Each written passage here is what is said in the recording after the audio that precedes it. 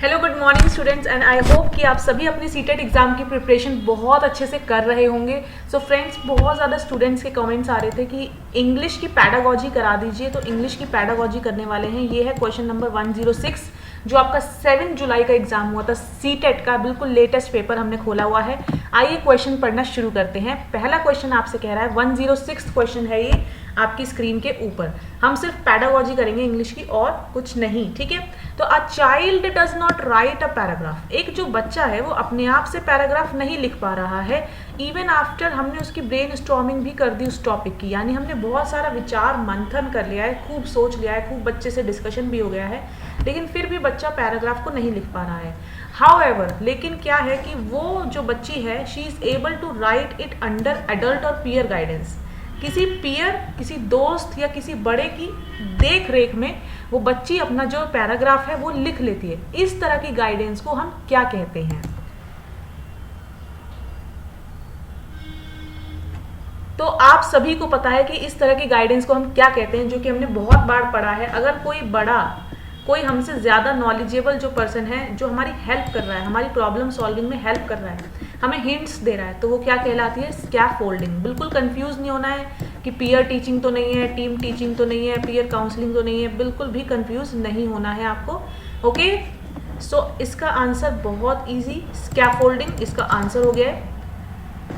आगे बढ़ते हैं नेक्स्ट क्वेश्चन की तरफ। आपका क्वेश्चन नंबर 107 जो कि आपसे कह रहा है, dash is a type of learning. Dash is a type of learning in which a child has to use higher order mental processes.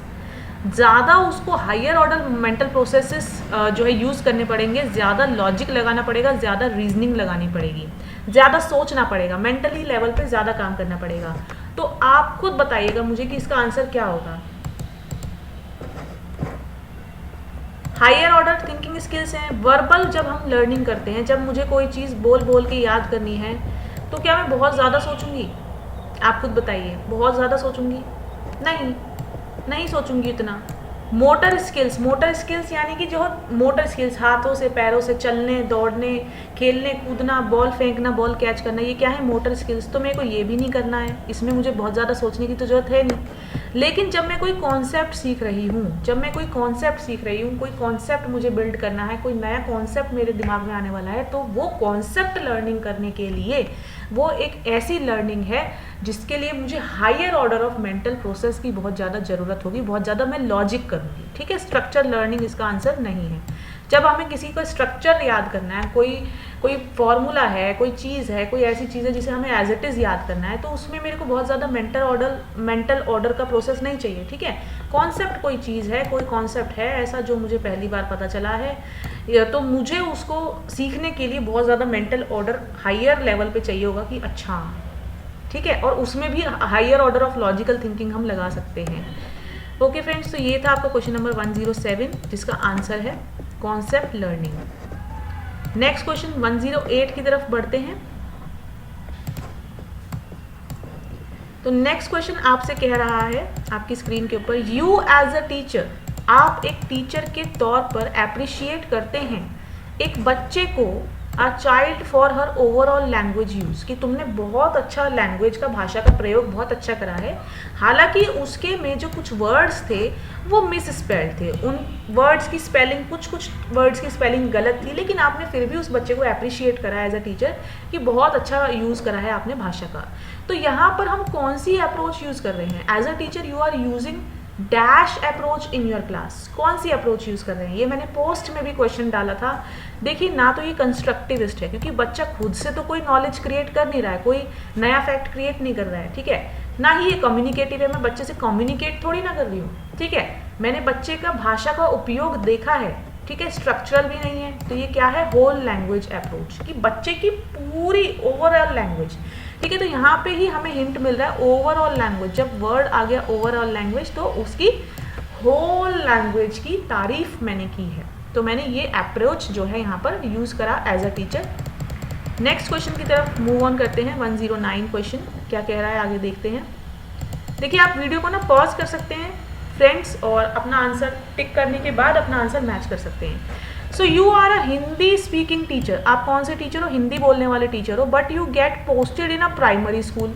आपकी पोस्टिंग हो जाती है एक प्राइमरी स्कूल में which is in the area of Punjab, जो कि पंजाब जैसे पंजाब के एरिया में। Since you don't know the local language of that area, अब आपको पंजाबी नहीं आती तो आप क्या करोगे एज अ टीचर? आप हिंदी बोलने वाले टीचर रहे और आपको पीआरटी यानी 1st to 5th की क्लासेस दे दी गई हैं और वो भी पंजाब में, तो आपको वहाँ की लोकल लैंग्वेज पंजाबी नहीं आती। अब आप क्या करोगे?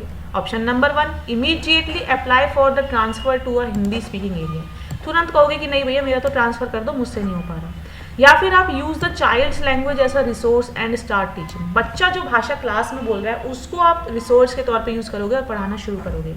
या फिर आप इंग्लिश में बातचीत करना शुरू करोगे, या फिर मोटिवेट करोगे to community to learn Hindi, कि वहाँ की जो कम्युनिटी है वो हिंदी सीख ले। तो यहाँ पे क्या आप करोगे? वीडियो को पॉज करिए और अपना आंसर दीजिए।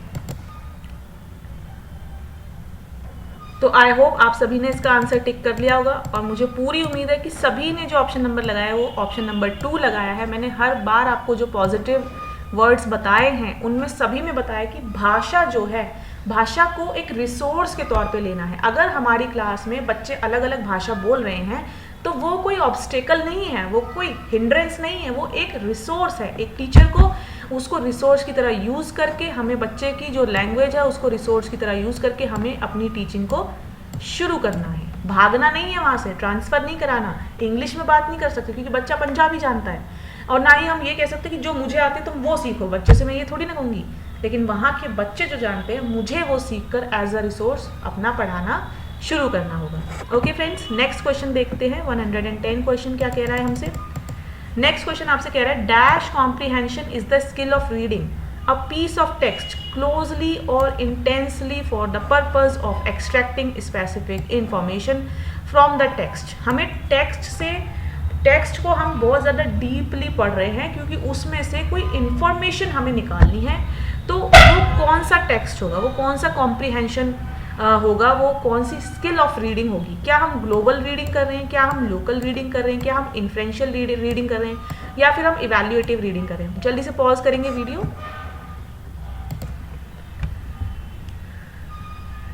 सो ओके फ्रेंड्स,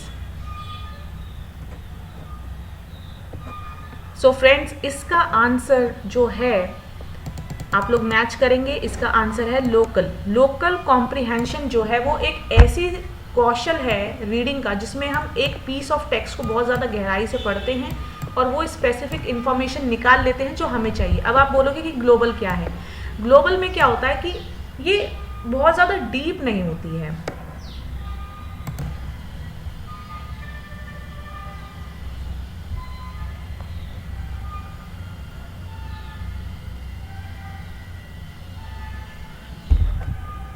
ये बहुत ज़्यादा डीप नहीं होता है जो ग्लोबल वाला होता है। इसमें से हम एक जनरल मीनिंग निकालते हैं जब हम किसी टेक्स्ट को पढ़ लेते हैं, ठीक है। इन्फ्रेंशियल यानी किसी क्लूज के बेसिस पे कुछ इन्फ्रेंसेस हम ड्रॉ करते हैं। इवैल्यूएटिव जब हम उसका आकलन कर रहे हैं, मूल्यांकन करते हैं जो टेक्स्ट हम पढ़ रहे हैं, ठीक है। तो ये चीज़ें याद रखने की हैं फ्रेंड्स। और इसके बाद हम बस एक क्वेश्चन और कर पाएंगे जो कि आपका लास्ट क्वेश्चन है।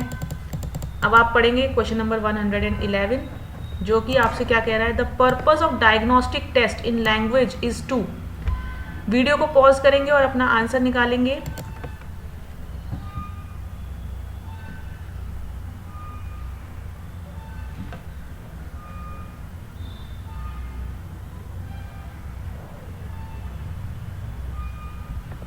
तो आप सबने आंसर निकाल लिया होगा और इसका आंसर है ऑप्शन नंबर 3, क्योंकि हमें डायग्नोस करना है। जैसे डॉक्टर हमें डायग्नोस करता है ना कि क्या प्रॉब्लम है, क्या सिम्टम्स हैं, फिर रेमेडियल स्टेप्स लेता है, ऐसे ही हमें लर्नर के गैप्स को जानना है, अंडरस्टैंडिंग में कहाँ प्रॉब्लम आ रही है, जिससे हम रेमेडियल स्टेप्स ले सकें और लर्नर को अच्छे से समझा सकें, ठीक है। इसलिए हम डायग्नोस्टिक टेस्ट करते हैं ताकि रेमेडियल स्टेप्स बच्चे को बताए जा सके और उसकी नॉलेज में, उसकी समझ में कहाँ गैप्स आ रहे हैं। तो स्टूडेंट्स आज के लिए हमने इतने ही क्वेश्चंस करे हैं। हमने कितने क्वेश्चंस करे? 106, 7, 8, 9, 10, 11 6 क्वेश्चंस आपने करे।